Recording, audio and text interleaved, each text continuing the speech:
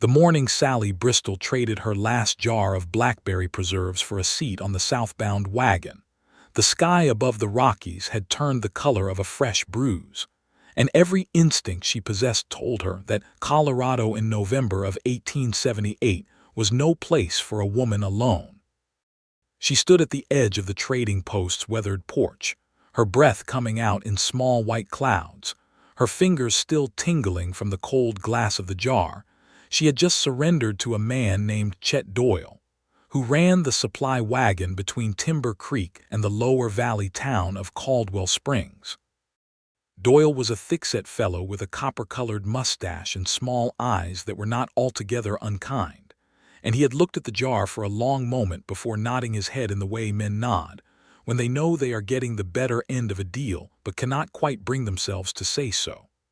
"Seat on the bench beside Alma," he had told her, meaning his wife, a quiet woman who smelled of lard soap and kept her eyes fixed on the road ahead as if looking away might cause the horses to stumble. "We pull out at first light tomorrow. You sleep inside the post tonight." Sallie had thanked him with the kind of composure that only grief and necessity teach a person to maintain. She was 28 years old, and she had been a widow for 6 weeks exactly. Her husband, Roy Bristol, had taken a fever in early October, lingered for 9 terrible days, and then simply stopped breathing one gray morning while she was out gathering the last of the season's blackberries from the tangle of bushes behind their mountain homestead. She had come back inside with her hands stained purple, set the bucket down, and understood from the silence alone that he was gone. The homestead itself was not much to speak of, a 2-room cabin Roy had built himself in the high valley north of Timber Creek, where the pines grew so close together that noon sunlight arrived on the cabin floor looking like scattered coins. Roy had been a good man, earnest and stubborn, full of plans that were always slightly larger than what the mountain would allow. They had been married for years. There were no children, though not for lack of wanting.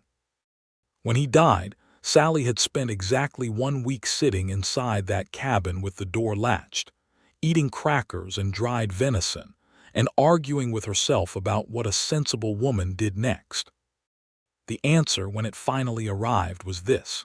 She had a sister in Santa Fe, New Mexico, Clara, who had married a merchant and written Sallie 2 letters a year for the past decade, always ending them with an open invitation that felt genuine rather than polite. The mountain cabin belonged to Roy's memory, but Sallie's future, if she was going to have one, belonged somewhere warmer, somewhere south, somewhere that was not this particular altitude and this particular grief. She had spent the next 4 weeks preparing, selling Roy's rifle to the general store, trading his mule to a neighboring homesteader for enough coin to last her a few months if she was careful, packing what she could carry in 1 trunk and 1 leather bag, and putting up every jar of preserves she had left from the summer's harvest so she would have something of value to offer in exchange for what she needed. There had been 22 jars. She had traded 12 to the general store in Timber Creek for the cost of her trunk being loaded. She had given 4 to old Mrs. Henna down the mountain because Mrs. Henna had fed Sallie soup every evening during the worst week of her widowhood and would not hear of payment. She had eaten 2 herself, sitting alone at the table on nights when the grief came so thick she needed something sweet to anchor her to the living world. And she had traded the last 4 to various people along the way for small necessities: thread, a bread roll, a night's shelter at a widow's farmhouse. Until this morning, when she had surrendered the very last jar to Chet Doyle for the thing she needed most. The trading post sat at the junction of 2 rough roads, and that afternoon, while Sallie spread her bedroll in the small back room Doyle let travelers use, a rider arrived from the north. She heard him before she saw him, the horse moving at a purposeful trot rather than the loose amble of a man who had nowhere pressing to be. She heard voices at the counter, low and businesslike, and thought nothing of it until Doyle called back through the doorway. "Mrs. Bristol, there's a man out here asking about the road south. Figured you two might share the wagon ride tomorrow, give you someone to talk to besides Alma." Sallie came out from the back room with her shawl pulled tight, and stood at the doorway between the supply shelves and the main counter. The man standing across from Doyle was tall, not extravagantly so, but the kind of tall that fills a room without trying. He was somewhere around 32 or 33, with dark hair going a little long at the collar and a jaw that looked like it had been assembled by someone who meant business. His coat was good quality but had seen considerable honest use, and his boots were the boots of a man who spent his life outdoors rather than trying to look like he did. He was holding the jar of blackberry preserves. Doyle must have set it on the counter to show off, or perhaps the man had simply picked it up the way people pick things up when they are thinking about something else. He was turning it slightly in his hands, looking at the label Sallie had written in her neat, particular script. Bristol Mountain Blackberry, Summer 1878. He looked up when she appeared in the doorway, and something passed across his face that was not quite a smile but was in the same neighborhood, a kind of quick attentiveness, as if he had been reading a page and suddenly the text had gotten more interesting. "James Thatcher," he said, and set the jar back down. "I didn't mean to handle your preserves, ma'am." "Force of habit. My mother kept a shelf of jars just like this one." "They are not my preserves anymore," Sallie said, and she was surprised by how steady her voice sounded. "They were the price of a seat on the wagon south." Something changed in his expression at that. Not pity, she would have disliked pity, but something more careful. He glanced at Doyle, then back at her. "You're headed to Caldwell Springs. South of there, Santa Fe eventually." He nodded slowly. "Same general direction." "I have business in Pueblo, and then further south." Doyle was watching them both with the mild satisfaction of a man who has done something helpful without quite intending to. "James here runs the Thatcher ranch down past the ridge," he explained to Sallie. "He is a respectable man, Mrs. Bristol. I would not have called you out if he was not." Sallie studied James Thatcher for a moment. The studying was a thing she had learned to do quickly and without embarrassment. A woman alone in the West did not have the luxury of being slow about reading a person's character. What she saw was a man who met her eyes directly and then let her look without pushing himself forward. There was patience in the set of his shoulders. There was also something tired around his eyes, the particular tiredness of a person who carries a responsibility that does not let him rest for long. "I appreciate the introduction," she said to both of them, and went back to arranging her bedroll. The next morning was cold enough to make the horses irritable, and Alma Doyle handed Sallie a cup of coffee without being asked, which Sallie accepted with genuine gratitude. James Thatcher loaded his saddlebags onto the wagon, but tied his horse, a big roan with a sensible eye, to the back, so that the animal could follow at its own pace while he rode the bench. He sat on Sallie's other side from Alma, leaving a polite gap of several inches between them, and said nothing as the wagon rolled south through the pine-shadowed road. It was Sallie who spoke first, about an hour into the journey, because silence had never particularly frightened her. "What business takes you to Pueblo?" He turned to look at her. There was a flicker of something that might have been relief that she had spoken, as if he had been waiting for permission without knowing how to ask. "Bank meeting," he said.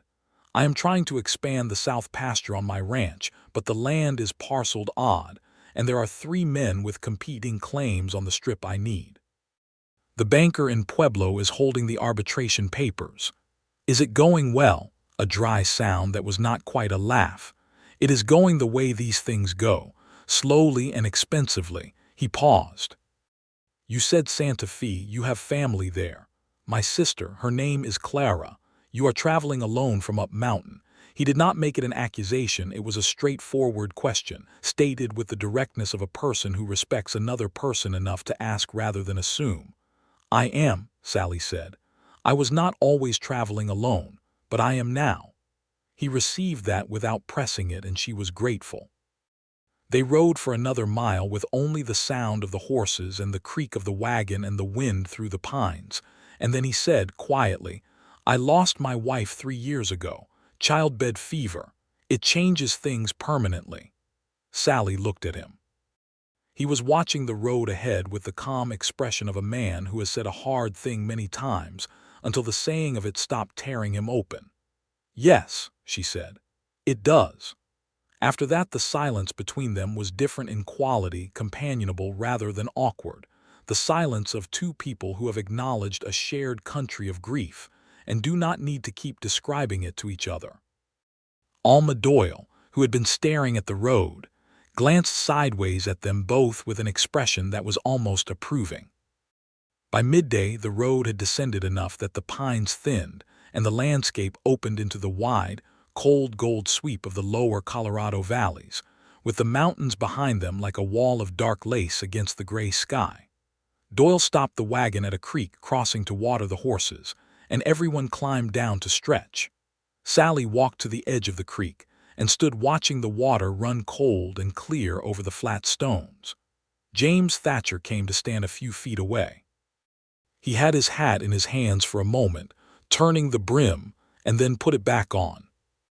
"I want to ask you something," he said, "and I want you to know ahead of time that I am asking it straight, not because I am trying to manage you." She turned to look at him. "All right. Are you safe the rest of the way? I mean, do you have enough to make it to Caldwell Springs and then further south? Resources, I mean, passage and food and lodging." Sallie considered the coins in her bag, which were not many. She considered her trunk, which held mostly clothes and a few small objects she could not bring herself to leave: Roy's pocket watch, the daguerreotype of her parents, a small tin box with letters in it. She considered the fact that from Caldwell Springs she would need to negotiate another ride, or perhaps a stage if one was running, and that stages cost money she was not entirely sure she had enough of. "I will manage," she said, which was not quite the same as yes. He heard the difference. "The stage from Caldwell Springs to Pueblo runs twice a week. From Pueblo you can connect south. The ticket from Caldwell Springs to Santa Fe, if you take the connecting stages all the way through, is about $8. She said nothing because she did not have $8. She had $4.60, which she had calculated was enough for food and one night's lodging at each stop if she was careful, but which was not enough for stage fare on top of that. James Thatcher looked at the creek. "I am not trying to offer charity," he said, "but I am going the same direction, and I have a ranch, which means I have a horse and I know the roads.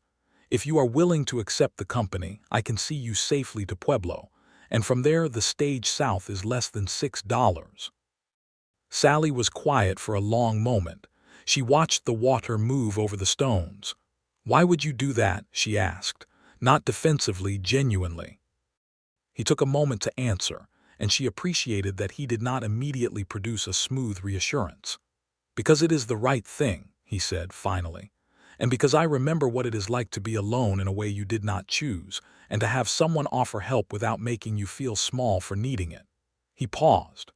"Also, if you say no, I will ride south anyway, and you can still take the stage from Caldwell Springs when it comes. I am not trying to corner you." Sallie looked at him for a long moment. The creek ran past. A hawk crossed the sky far overhead. "All right," she said, "I accept." Caldwell Springs was a proper town of about 400 people, with a main street of plank-fronted buildings, a hotel that was clean enough, and a livery stable run by a taciturn man named Ike, who knew James Thatcher well enough to give him a good rate on a stall for the roan. Chet Doyle pulled his wagon in front of the general store, helped Sallie down from the bench with formal courtesy, and then shook James Thatcher's hand with the air of a man who considers his part in a story successfully concluded. Alma Doyle, before climbing down herself, pressed something into Sallie's hand. It was a folded square of brown paper containing a small wedge of hard cheese and 2 biscuits. "For the road," Alma said, in the most words Sallie had heard her string together. "You look like you have not been eating enough." Sallie thanked her with more feeling than she probably showed on her face, because she had been raised in a family that considered visible emotion at kindness to be slightly embarrassing, and old habits survived grief in ways that little else did. The Caldwell Springs Hotel was 2 stories with a small dining room attached. James paid for 2 rooms without ceremony, and without making her feel that she was in his debt, though Sallie put her own $4.60 on the counter, and said she would pay her own way. And the woman behind the desk, a stout lady with steel-gray hair and the efficient manner of someone who has run a business alone for a long time, told her the room was 50 cents, and split the difference with the precision of someone who had seen this kind of negotiation before. At dinner in the hotel dining room, they sat across from each other at a small table near the window. The light from the oil lamp between them threw warm shadows across the table, and outside the window the main street of Caldwell Springs was quiet except for the distant sound of a piano from somewhere further down the block. James Thatcher ate with the focused efficiency of a man accustomed to eating quickly, and then sat back and turned his coffee cup in his hands and seemed to settle into a different rhythm. Without the wagon and the road and the practical conversation of travel, something changed between them. The space got smaller, or the two of them got larger within it, or both. "Tell me about your ranch," Sallie said. His face changed when she asked. It was subtle, a loosening around the jaw, a small brightening in the eyes, and she understood that this was a subject that mattered to him in a way that went beyond pride. "It is called the Thatcher River Ranch," he said. "My father built the original house when I was 11 years old. He homesteaded 200 acres on the north side of the Chateau River, and when he died 8 years ago, he left it to me. I have expanded it to 600 acres since then. We run cattle, about 400 head, and I have been breeding horses for the last 2 years. The land is good. The winters are hard but manageable. You work it alone. I have a foreman named Dale and 3 hired hands. And there is a woman, Mrs. Pina, who comes 3 days a week to cook and clean." He paused. "It is a working ranch. It is not what you would call comfortable exactly, but it is solid." "Where is it?" "South of here, about 60 miles. Near a town called Mesa Fork. It is not as remote as your mountain, but it is not what you would call a social center." Something shifted in his expression. "When my wife was alive, she used to say she would teach the rattlesnakes to waltz if she had to, just to have someone to dance with. She was from Virginia. She found the land very quiet." "Is it lonely?" Sallie asked, and then immediately wondered if she had overstepped, but he did not look offended. "Yes," he said simply, "it is lonely. The work fills most of it, but not all." He looked at her with a kind of directness that was not aggressive but was very clear. "What about you? Will it be less lonely in Santa Fe?" "I hope so," Sallie said. "Clara and I were close growing up. She is 3 years older than me and she always knew what to do. She has 2 children now. I think being around children again would be—" She stopped, because there was something in that sentence that led somewhere she was not ready to walk. Not here. Not with the lamp between them and the distant piano playing. "Good," James said simply, and let her stop without asking her to finish the thought. After dinner, they said good night in the corridor between their rooms with the formal courtesy of 2 people who are aware that they are in a strange city and that the situation is unusual. Sallie lay on the hotel bed, which was softer than anything she had slept on in years, and stared at the ceiling and thought about Roy, and about the jar of preserves she had given away, and about the man in the next room who had his father's ranch and a dead wife and a roan horse, and the careful way he looked at her. She fell asleep thinking about none of these things in particular, and all of them at once. The morning was clear and cold, with frost on the hitching posts and the horses breathing clouds of steam in the livery stable. James had arranged for the loan of a second horse, a steady bay mare named Fetch, a name that made Sallie raise an eyebrow from Ike the livery owner, for the ride south. Sallie was a competent rider, growing up in the Colorado mountains. A person either learned to ride or they did not get far, and she had been riding since she was 7. She mounted Fetch without needing help, and James noticed this with a small nod of acknowledgement, and they rode out of Caldwell Springs in the early morning light side by side. The road south from Caldwell Springs to Pueblo was about 120 miles, and they had agreed to ride it over 3 days, stopping at the settlements along the way. The land rolled out before them in long pale sweeps, Colorado in November, past the first snows, but before the serious winter settled in, had a particular stark beauty, like a drawing not yet finished. The sky above was the deep, solid blue that only occurs at altitude, and the cottonwoods along the creek beds had dropped their leaves and stood silver-white against the darker background of the hills. They talked as they rode, and the talking came more easily than Sallie had expected. Not because there was nothing at stake in the conversation. There was, she could feel it in the way she chose her words, but because James Thatcher was a genuinely good listener. He did not listen impatiently, waiting for his turn to speak. He listened with his whole attention, and when he asked a question, it was always a question that showed he had been paying attention to what she had actually said, not what he expected she would say. She told him about growing up in Denver, her father's small law practice, her mother who had played piano and read novels, and believed that a woman should know how to do everything a man could do, only more quietly.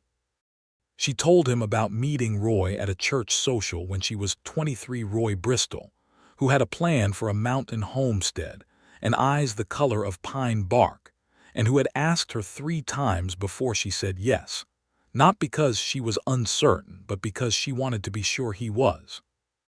She told him about the 4 years on the mountain, the difficulty of it and the beauty of it, the way snow would pile so high against the cabin door in February that the world outside became a white wall, and the way summers were so green and vivid they almost hurt to look at.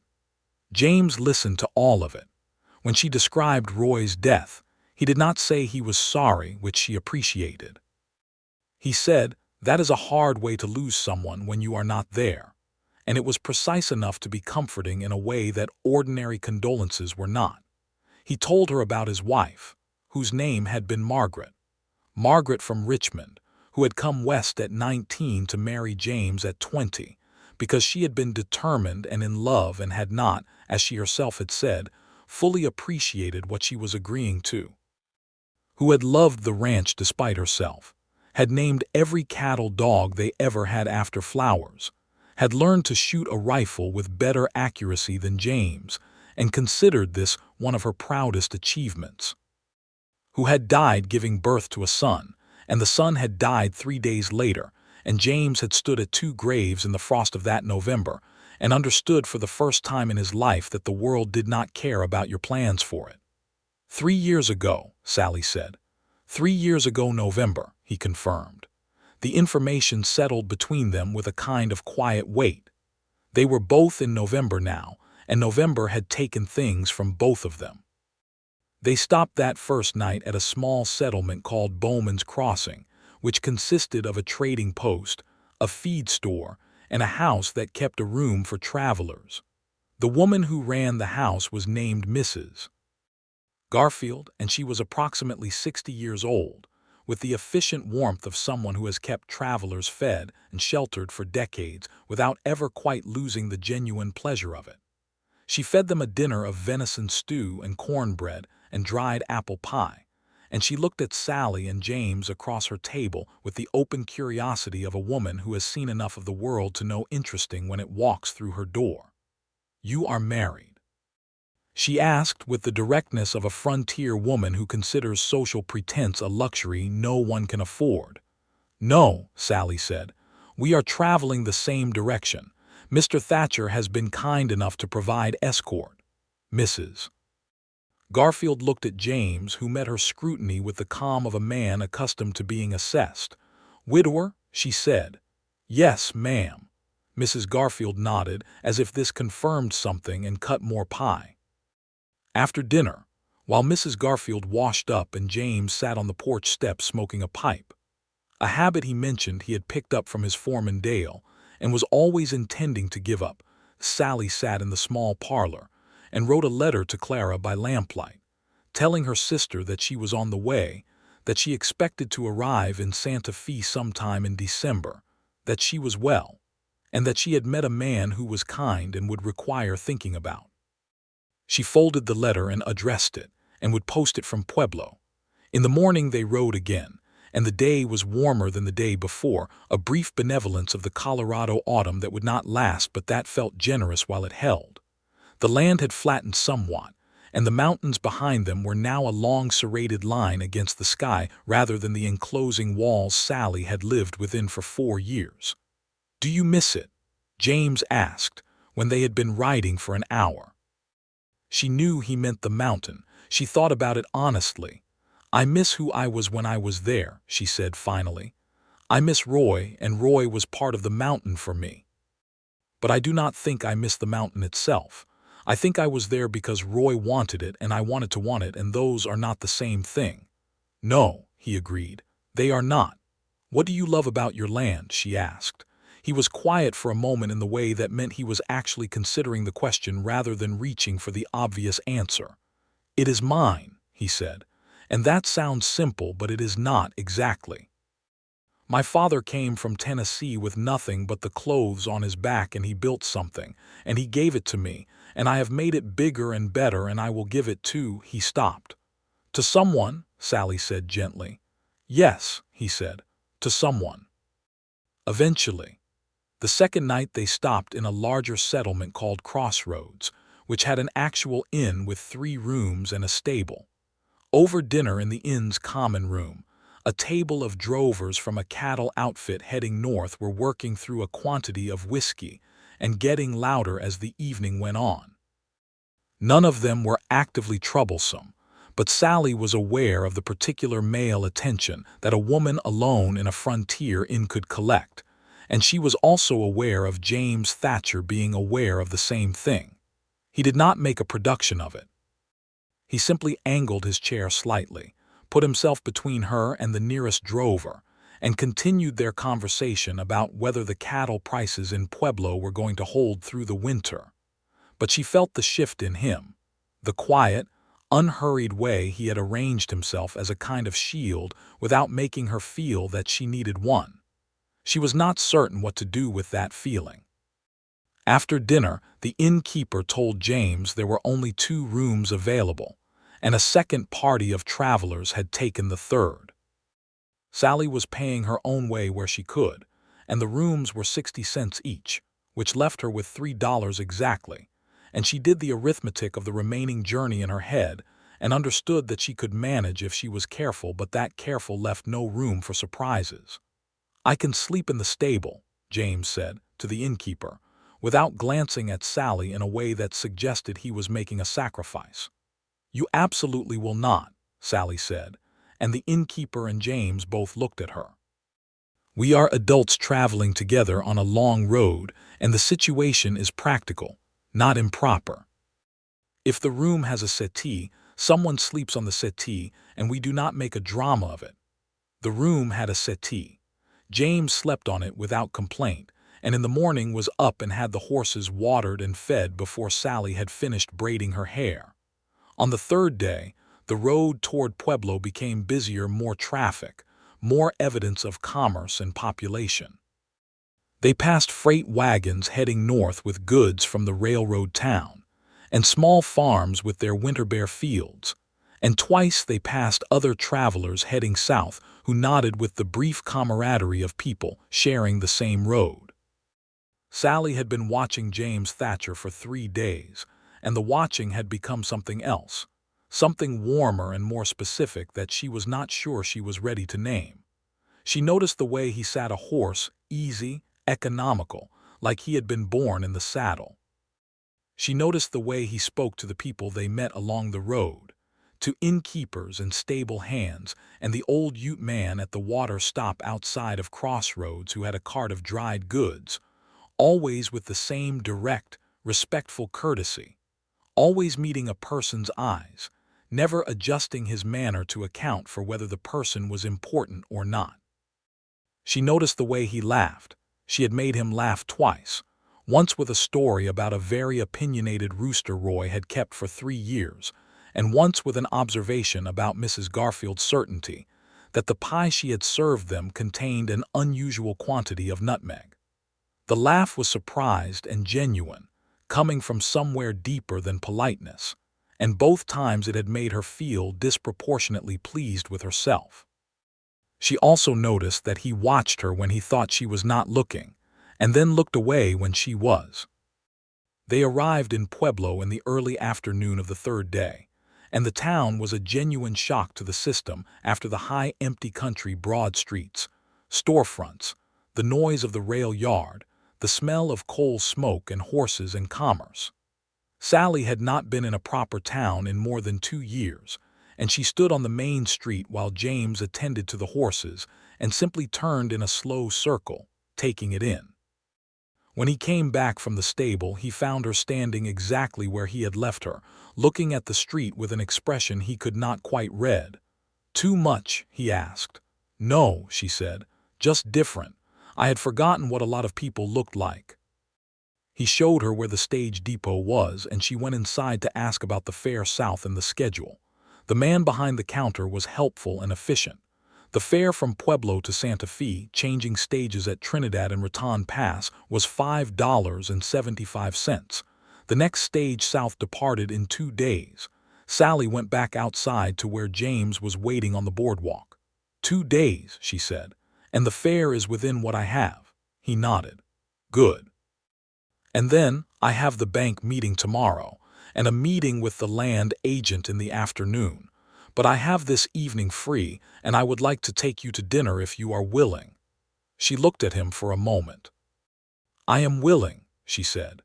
They found a hotel on the main street, nicer than anything Sallie had stayed in since before her marriage, with a dining room that had actual tablecloths and a menu written in ink on a small card. James had changed into a cleaner shirt and had done something about his hair, and Sallie had put on the better of her 2 dresses, a dark blue wool that she had not worn since the previous winter, which she discovered still fit her, though somewhat loosely, which was its own kind of information about the year she had just lived through. The dining room was warm and full of people, and the food was good roasted chicken and potatoes and green beans preserved from summer, and a dessert that was a proper cake with frosting, which Sallie ate 3 bites of before remembering that she was supposed to be careful with her money. "I can pay for dinner," James said, watching her eat the 3rd bite of cake with the expression of a man who is not going to argue the point. "I can pay for my own dinner," Sallie said. "I know you can," he said. "That is not what I said." She looked at him across the table. The tablecloth between them was white and pressed, and the oil lamp on the wall behind him made his shadow long and the warm brown of his eyes visible from where she sat. "Why are you being so kind to me?" she asked. It was a direct question, and she meant it directly, and he seemed to understand that. He was quiet for a moment, that real thinking pause that she had come to recognize and appreciate. "I have been asking myself that," he said. "For 3 days I have been asking myself that. The honest answer is that it started as something simple. I told myself it was the neighborly right thing, and that is true as far as it goes. But it has not stayed simple." Sallie felt her heart do something that was not exactly panic and not exactly joy, but was somewhere between the two. "James," she said carefully. "I know," he said. "I know you are on your way to Santa Fe and I am going home to my ranch, and I know it has been 6 weeks since your husband died, and I know that is not enough time for anything to be simple. I am not trying to complicate your journey." He met her eyes with the same clear, unhurried directness she had seen in him from the first day. "I just want you to know that what I said is true, that it started simple and it is not simple anymore, and I am not going to pretend otherwise."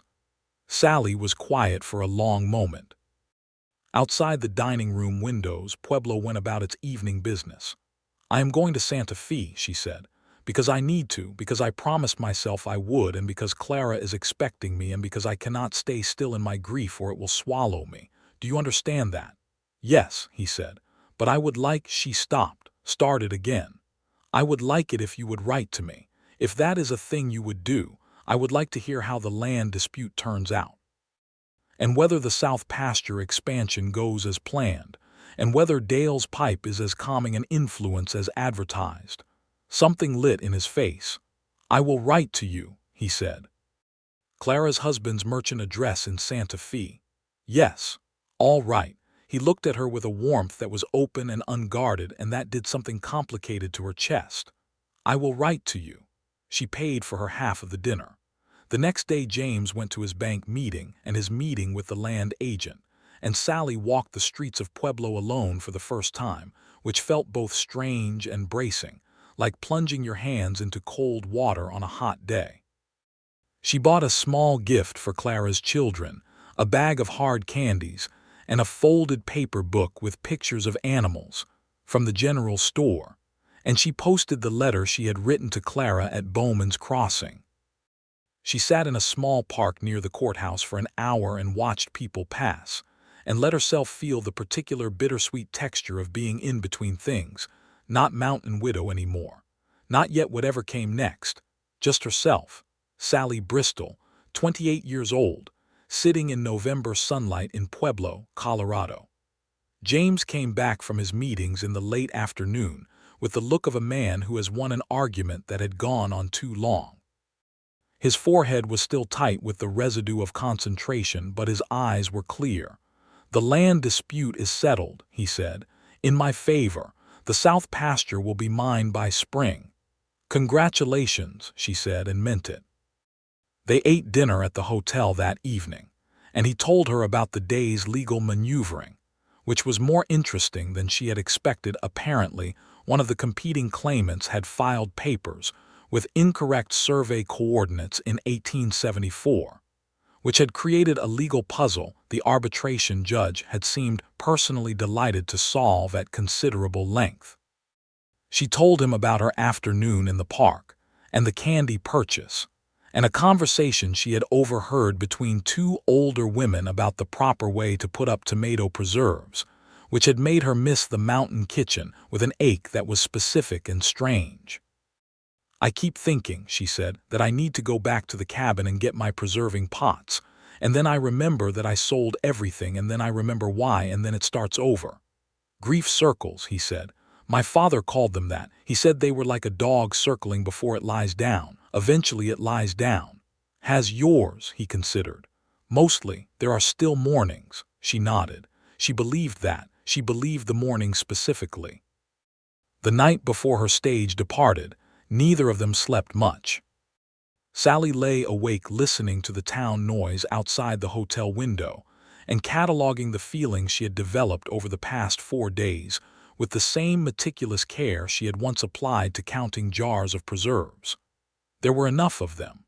More than enough, in fact, and more vivid than anything she had felt in a long time, the kind of vivid that preceded everything important. In the morning James carried her trunk to the stage depot, which she allowed because the trunk was genuinely heavy, and because she could see that he wanted to do it and it cost her nothing to let him. The stage was already standing in front of the depot, a Concord coach with 4 horses, and a driver who was checking the harness with the efficiency of a man who has done this 10,000 times and intends to do it 10,000 more.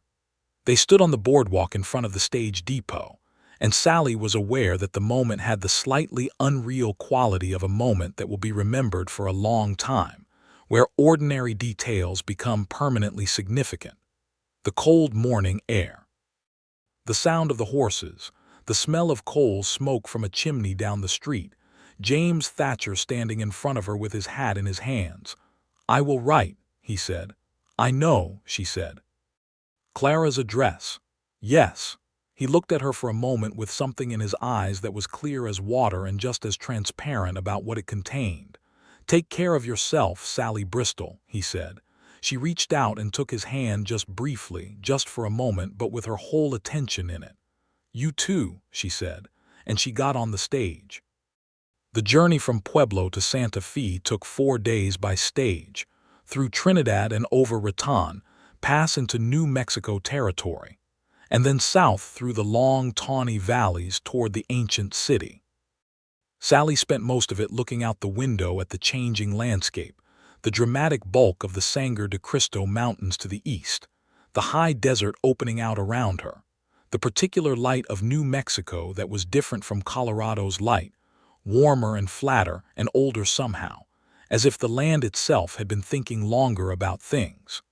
She thought about James Thatcher with a frequency that would have been embarrassing to admit. She thought about what he had said, that it had started simple and had not stayed simple. She thought about Roy, too, and about the 4 years on the mountain, and about the version of herself who had lived that life. She was not that person anymore, or not only that person. Grief makes you shed certain layers and grow others, and the new ones are not necessarily worse, though they are strange to inhabit at first. Clara was waiting at the Santa Fe stage depot when Sallie arrived, and the reunion was the kind that bypassed pretense entirely. Clara grabbed her and held on, and Sallie let herself be held, and they stood like that in the middle of the Santa Fe stage depot for a long moment, while the other passengers sorted their bags around them. Clara's husband, Martin Vega, was a compact, good-humored man with a dark beard and the organized manner of a merchant who takes genuine pleasure in the logistics of things. He had arranged for Sallie to have a room in their house, a proper room, with a door that latched and a window that looked onto the small courtyard where Clara's children, 8-year-old Henry and 5-year-old Ruth, kept a collection of interestingly shaped rocks and 2 very unimpressed chickens. Santa Fe was everything the mountain had not been: warm in the days even in December, full of people and sound, and the particular layered character of a city that was part Spanish colonial, part Mexican, part American territorial, all of it arguing with itself in several languages simultaneously. It had been an important city for centuries before Americans had arrived to consider it the West, and there was a density to it, of history, of architecture, of lives, that Sallie found enormously comforting after 4 years of pine forest and mountain silences. She helped Clara with the children. She helped Martin in the store occasionally, which she discovered she had a talent for: the organization of goods, the management of inventory, the particular social skill of making a customer feel that what they needed was exactly what you had. She was good at these things. She had not known she was good at them. Roy had needed someone capable of managing a homestead, and she had been that person, but she had been so busy being that person that she had not explored the edges of what else she might be. She waited for James Thatcher's letter. It came in the second week of December, 3 weeks after she had arrived in Santa Fe. The handwriting on the envelope was the handwriting of a man who had learned to write carefully and functionally, with no flourishes, but with the kind of legibility that suggested respect for the reader. The letter was 2 pages. He told her that he had arrived home to find Dale's prize cattle dog had gotten into the chicken house, which had created a crisis of diplomatic proportions requiring several days to resolve. He told her that the South pasture paperwork had been filed and was being processed, and that he expected to break ground on the fence extension in April. He told her that Mrs. Pina had made a pot of chili that had successfully removed what he described as 3 weeks of cold road from my bones. He told her that he had ridden out to the north fence on his second day home in the early morning and looked at the mountains and thought about her. That last sentence was one simple line, plainly stated, with no decoration around it. She read it 3 times. She wrote back the same evening. Over the following months, the letters became the rhythm around which other things arranged themselves. He wrote twice a month, sometimes more. She wrote back with equal frequency, and the letters grew longer as both of them found their footing in the practice of written conversation. She told him about Santa Fe, about the market days and the church, and the particular pleasure of learning Spanish words for things she already knew in English, which made her see those things differently. About Henry and Ruth, who had adopted her immediately and without ceremony, Henry with his very serious interest in how machines worked, and Ruth with her collection of rocks, and her conviction that the chickens understood everything she said. He told her about the ranch, the South pasture fence, which went up in March. The new colt born in February that he was keeping for himself rather than selling, because the animal had a quality of intelligence in its eyes that he found compelling. A bad week in January when the cold had frozen 3 of the water troughs, and they had lost 2 cattle to the conditions before getting the situation under control. And small things, personal things. A book he had been reading by lamplight in the evenings. A conversation he had with Dale about the nature of loyalty. The particular way the light hit the river in the mornings before dawn when he rode out to check the stock. Sallie read these letters in the courtyard of Clara's house in the evenings, when the children were in bed and the air still held the day's warmth. Clara observed this ritual with the quiet attention of an older sister who knows something significant when she sees it, and said nothing for several months.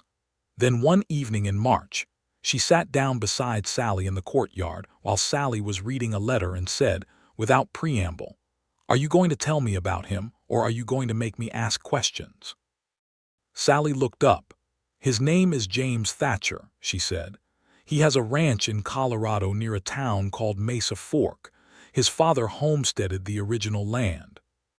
He is about 33 years old. He is a widower. He is the person who rode south with me from Caldwell Springs to Pueblo." Clara absorbed this. "And you are in love with him," she said. Sallie opened her mouth to argue and then closed it and then looked back at the letter in her hands.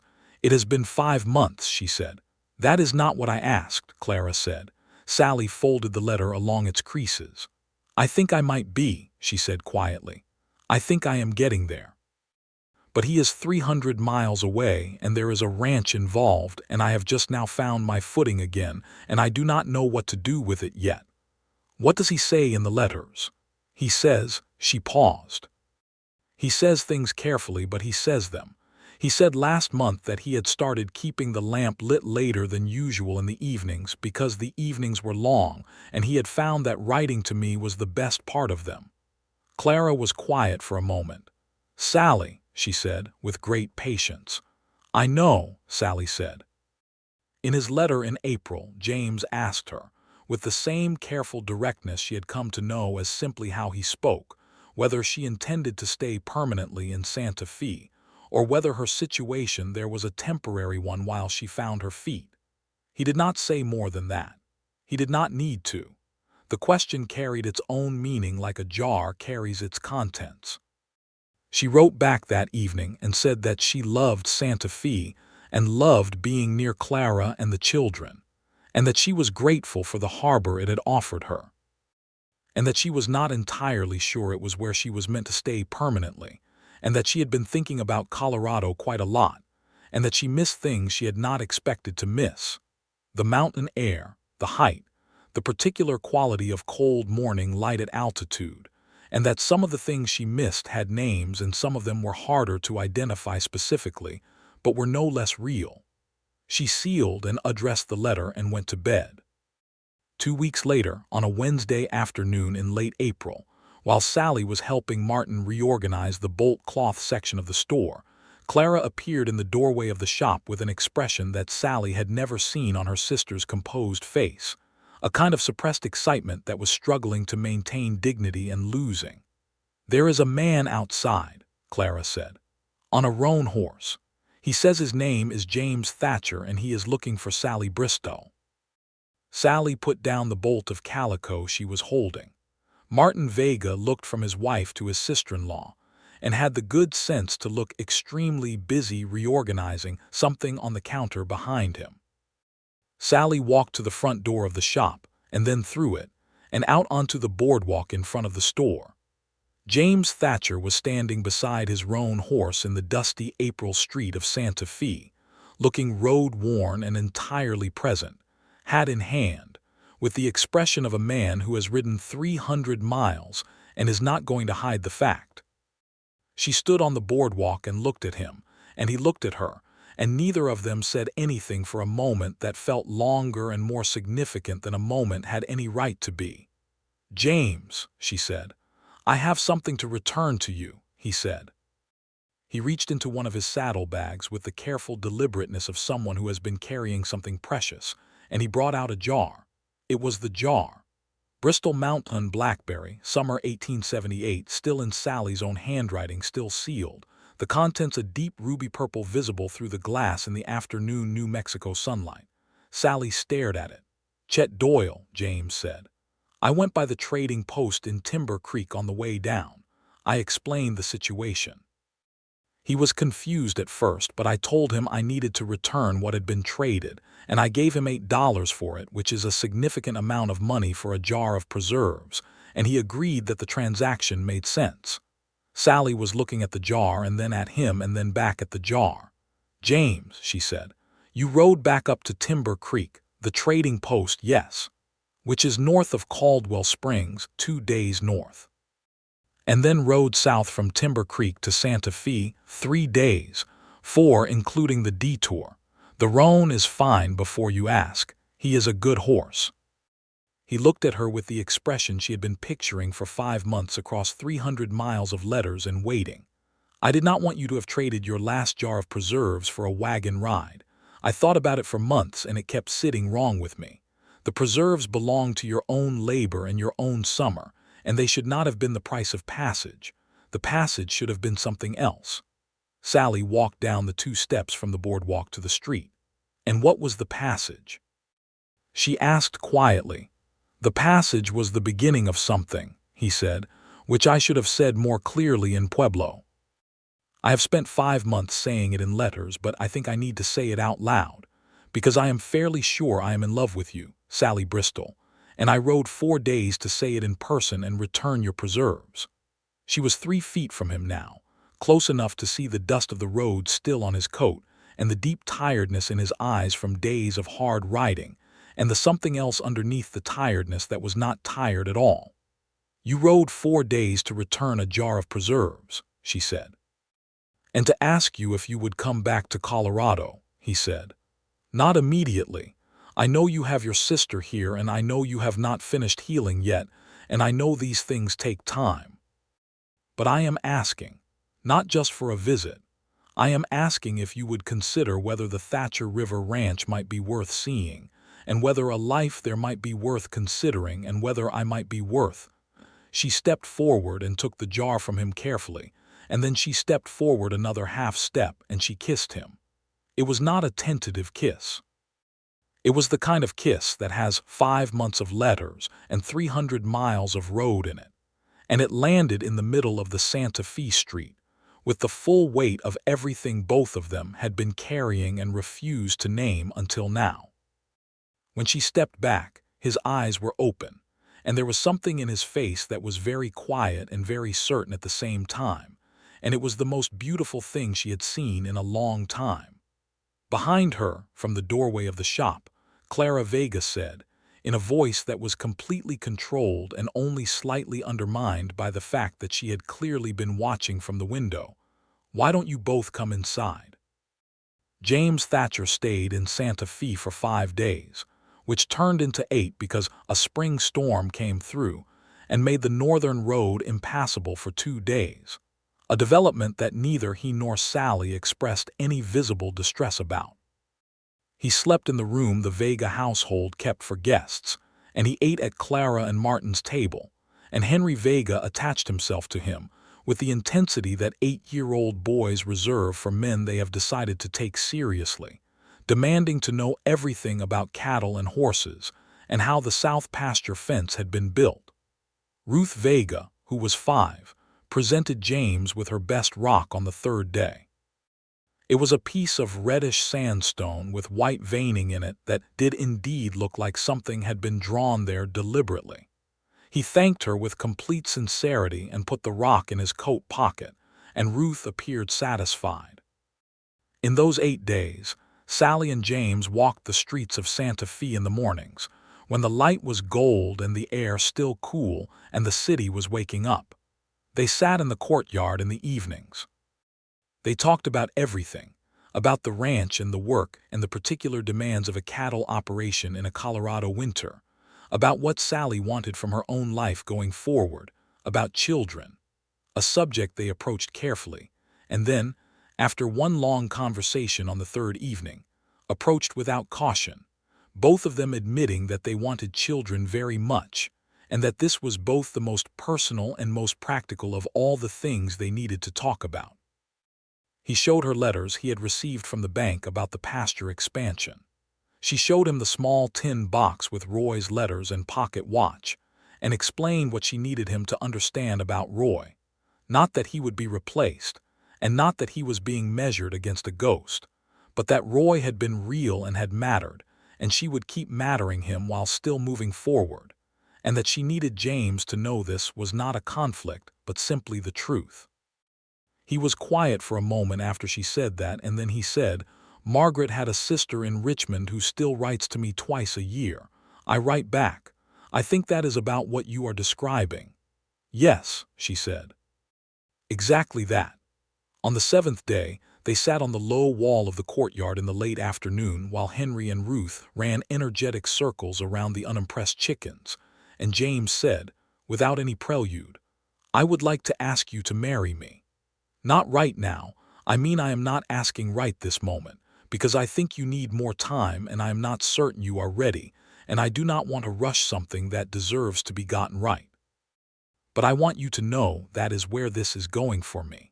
And I want to know if it is where this is going for you, so I know whether we are having the same conversation." Sallie looked at him sideways, with the small particular smile that she had recently discovered she had apparently saved up for him specifically. "We are having the same conversation," she said. "The morning he left the 8th day, when the road was clear and the roan was rested and there were no further plausible reasons to delay, was harder than she expected. She had known he was leaving. She was not going with him yet. They had agreed on this, agreed that she needed a few more months in Santa Fe, needed to finish settling herself, needed to let the planning be real rather than impulsive. But the knowing and the actual departure were different animals entirely. He tied his saddlebags. He checked the horse's girth. He put on his hat with the economical gesture she had memorized without intending to. He came and stood in front of her. "September," she said. "I will come to Mesa Fork in September."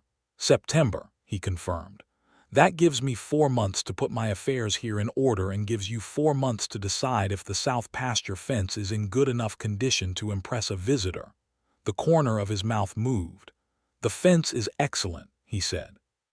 "Then we should both be in good shape by September," she said. He cupped her face in both hands for a moment, just a moment, with the gravity and warmth of a man who knows what a thing is worth, and kissed her once, clean and certain. "Write to me," he said. "Obviously," she said. She stood on the street in front of the Vega house and watched him ride north until he turned a corner and disappeared, and then she stood there for another moment just because the space where he had been was still somehow full of him. Behind her, Ruth Vega appeared at her elbow. "Is he coming back?" Ruth asked. "Yes," Sallie said, in a manner of speaking. The 4 months between April and September were the most productive months Sallie Bristol had ever spent in her adult life. It was as if the decision, not just to go to Colorado, but to go toward something specific and chosen, rather than away from something painful, had unlocked some reserve of energy she had not known she was conserving. She helped Martin reorganize the store's supply chain in a way that increased his profits by a margin that made him look at her with genuine respect. She took charge of the household bookkeeping, which Clara had been managing but found tedious, and turned it into something efficient and logical. She taught Ruth her letters and started Henry on a basic system of arithmetic that went beyond what the territorial school was offering. She wrote to James twice a week, and he wrote back. The letters changed in character over those months. They had already said the most important things out loud, face to face, and now the letters became something more domestic and more intimate at once. He wrote about specific problems he was working on: a water diversion project on the south pasture, a dispute with a neighboring rancher about a shared fence line that required diplomatic management, the colt he was training who was turning out to be exactly as intelligent as his eyes had promised. She wrote about the store and the children, and the things she was learning about herself in the space of a city that was not her permanent home, learning by contrast what she actually wanted her permanent home to be. In July, he wrote to tell her that he had spoken to the local minister in Mesa Fork about the possibility of a wedding in September, and that the minister was a sensible man who had married a significant proportion of the county, and had not expressed any notable concern about the abbreviated courtship timeline. In August, she wrote to tell him that she had packed everything she would be bringing 2 trunks this time, and a crate of goods she had assembled with Martin's professional assistance, including a proper set of preserving equipment, because she intended to put up preserves again, and she was going to need good pots for it. Clara helped her pack on the last evening. They worked carefully and together, folding things into the trunks with the methodical attention that the Bristol sisters had always brought to practical tasks, and when the trunks were closed and locked, Clara sat down on the edge of the bed and looked at her younger sister with an expression that had so much in it pride and love and the particular bittersweet quality of a happiness that includes a separation. "Are you sure?" Clara asked. "Completely," Sallie said. "He is a good man." "He is," Sallie said. "He is one of the best people I have ever known. He rode 4 days to return a jar of preserves, Clara. He rode 2 days north to the trading post to retrieve it and then 2 days south to here, 4 days total, because he decided that my last jar of preserves should not have been the price of passage, and it kept sitting wrong with him for 5 months until he did something about it. That is who he is." Clara was quiet for a moment. "Marry him," she said. "I intend to," Sallie said. She arrived in Mesa Fork on the 14th of September, 1879, on a Wednesday afternoon, having come from Santa Fe by stage to Pueblo, and then ridden north with a group of ranchers heading back after a livestock sale, which was an arrangement James had made through an elaborate chain of correspondence with a man he knew in Pueblo who knew the ranchers in question. James was waiting at the edge of town with the roan horse and a spare mount, a steady bay that was not Fetch but whose name, Sallie learned, was Tuesday, which was almost as good. She climbed down from the wagon and he was there, and this time there was no road-worn tiredness in him. He had the look of a man standing on his own ground, solid and present and entirely certain about what he was doing there. She walked up to him and looked at him for a moment. "Hello," she said. "Hello," he said, and that was that. Mesa Fork was a small town, perhaps 250 people, with a main street, a church, a general store, a blacksmith, and the particular tight-knit quality of a frontier community that knows all its own business. The minister, whose name was Reverend Aldhouse, had a measured and kind manner, and had married them on the 16th of September, a Friday, with Dale the foreman and his wife standing as witnesses, and Mrs. Pina in the front pew crying at a dignified volume, and a scatter of neighboring ranchers and town folk filling the rest of the small church. Sallie wore the blue wool dress, the better one, and James wore a coat she had not seen before, dark gray and well cut, that suggested he had acquired it specifically for the occasion. When Reverend Aldhouse got to the part about whether anyone had any objection, a cattle dog at the back of the church made a sound that was not quite a bark and not quite a sigh, and Dale said, very quietly, "Hush, Marigold," which established that the cattle dogs were apparently still being named after flowers. James held her hand through the ceremony with the same quality of attention he brought to everything complete and present and sure. When the Reverend pronounced them married and James kissed her in the church, there was a small sound from the congregation that was half applause and half something more tender, and Mrs. Pina's dignified crying became slightly less dignified, which seemed entirely appropriate.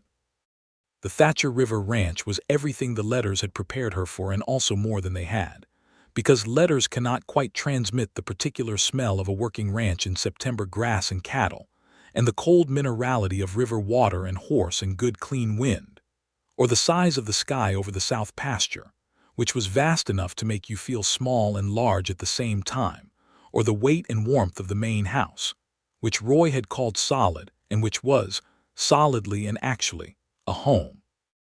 Dale was a weathered, laconic man of about 45 who shook Sallie's hand when James introduced them and then said, "I hope you like morning work, because this ranch gets up early," which she later learned was his highest form of welcome.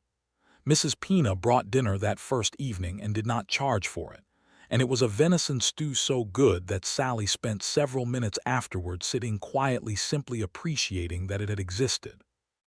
In October, when the preserving season had passed for the year but the anticipation of next summer's harvest was already in the air, Sallie unpacked her preserving equipment and arranged it in the kitchen with the satisfaction of a person putting something important in its right place. She set the jar of the Bristol Mountain blackberry, summer 1878, the jar that had been traded and bought back and carried 4 days south and kept through 5 months and brought back to Colorado in a packing crate on the shelf above the kitchen window, where it caught the morning light and glowed a deep, particular red. She did not open it. It was not for eating. James noticed it there one morning sitting at the kitchen table while she made coffee and looked at it for a moment. "I thought about opening it a dozen times," he said, "in the months I had it, but it felt wrong. It was yours." "It was mine," she agreed. "It still is." She set his coffee down and looked at the jar in the morning light. "I think I will keep it there for a long time." "As long as you like," he said.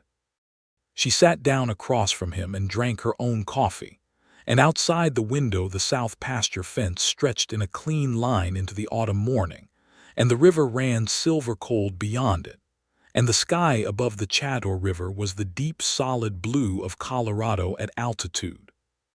Over the first winter, Sallie learned the ranch in the same way she had once learned the mountain, by doing. She was not a decorative presence. She had never been one, and James had not expected her to be. She took over the management of the household accounts, which she reorganized with the same efficiency she had applied to Martin's store. She learned the cattle dogs' names, Marigold, Peony, and the youngest, a rambunctious pup named Iris who had no respect for property lines, and she learned the horses, and she learned which of the 4 hired hands was reliable and which needed supervision, and what kind of supervision each responded to. She learned James in that winter too. The real dimensions of him, the ones that you only get from daily proximity. The way he was quiet at breakfast and more talkative in the evenings. The way he handled difficulty, which was to get very still and very deliberate rather than reactive.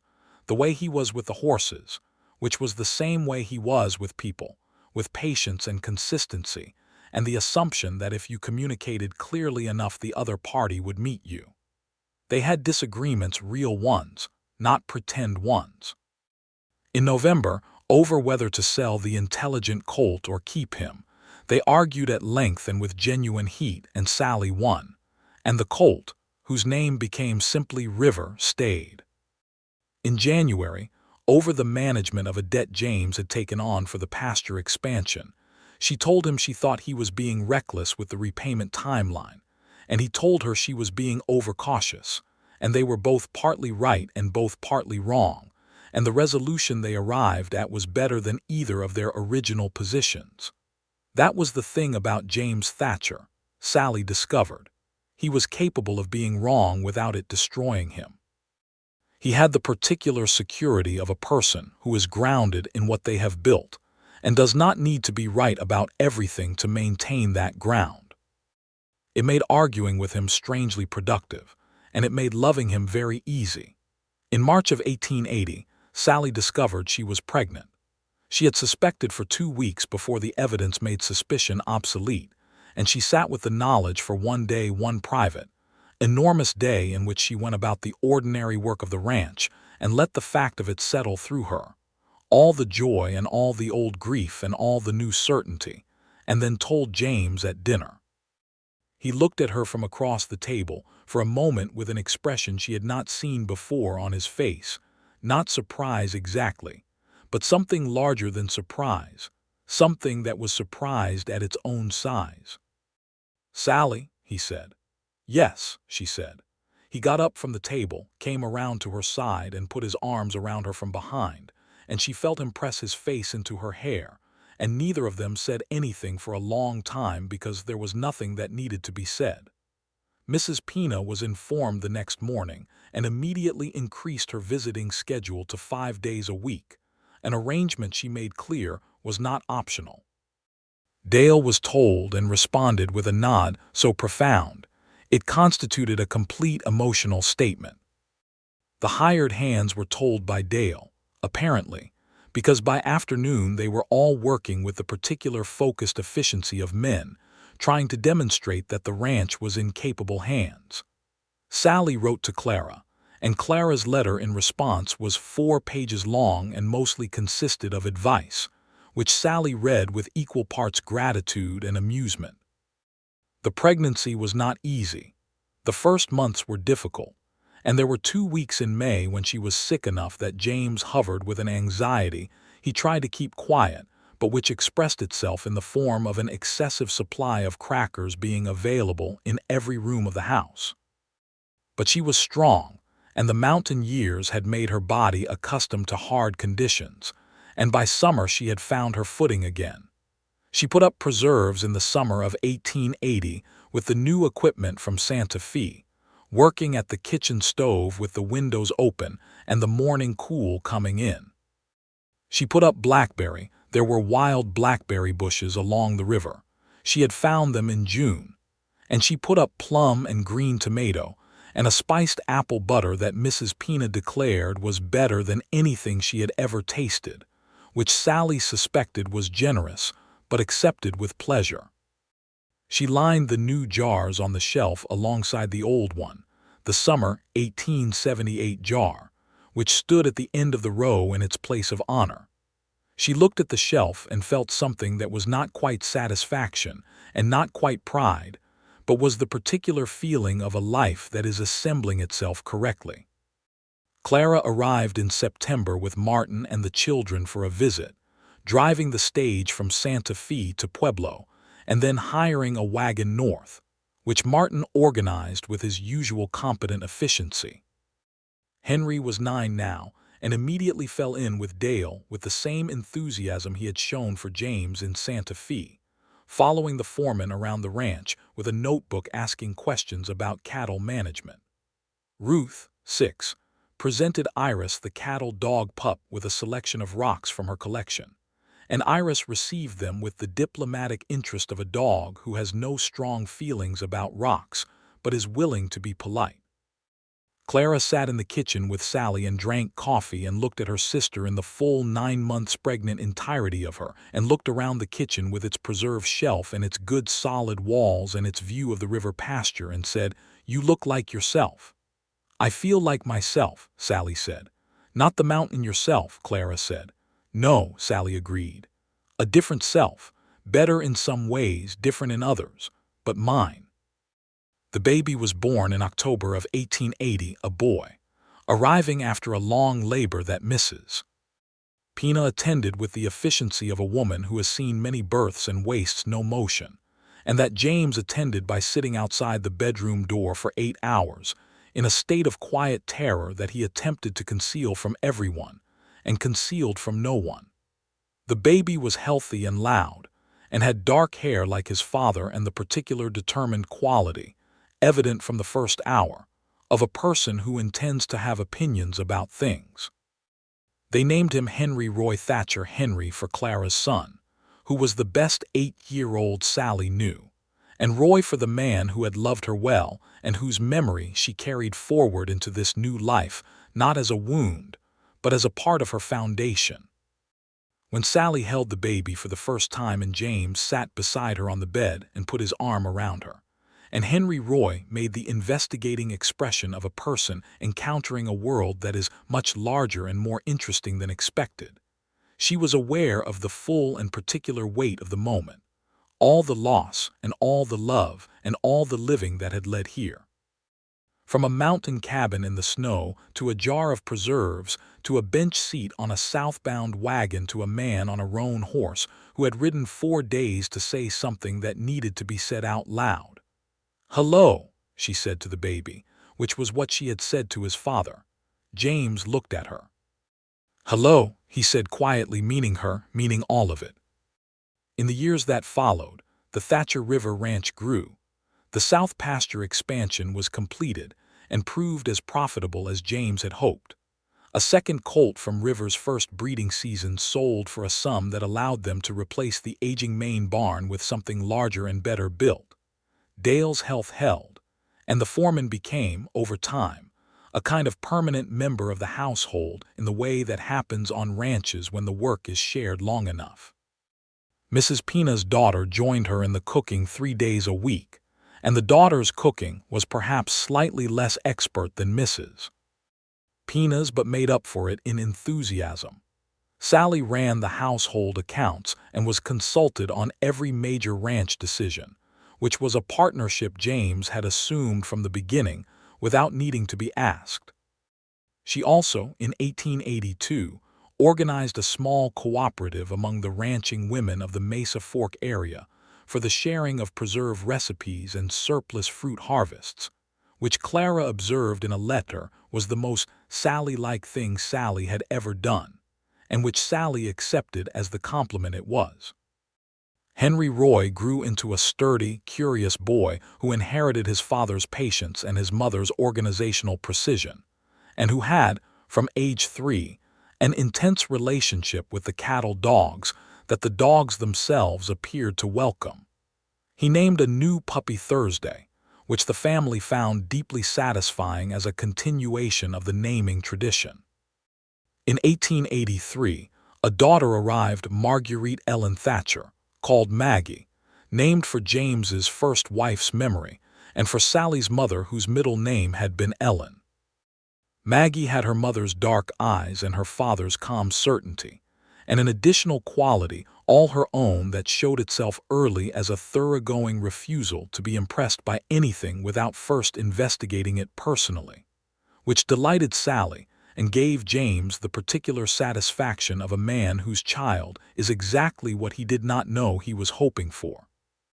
Clara and Martin came north every year or two, and Sallie went south with the children once a year to Santa Fe, a journey that had become comfortable and familiar rather than fraught, a pleasure rather than an escape. Henry and Ruth Vega grew up alongside Henry Roy and Maggie in the way that cousins do when the families care enough to maintain the connection deliberately. The jar stayed on the shelf.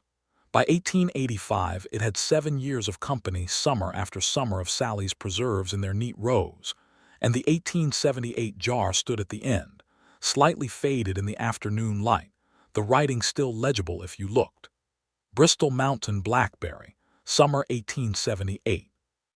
One evening in October of 1885, a Thursday, which Henry Roy considered lucky for reasons related to the cattle dog, James came into the kitchen where Sallie was writing letters at the table, and he looked at the preserve shelf for a long moment.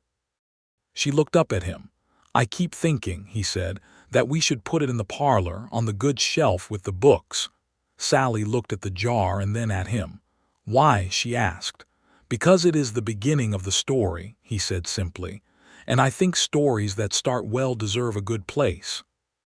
She considered this for a moment, and then she got up and took the jar from its place at the end of the kitchen shelf and carried it into the parlor, where the bookshelf held the small collection of things that mattered most: Roy's pocket watch, the daguerreotype of Sallie's parents, the rock Ruth Vega had given James in Santa Fe, and now this.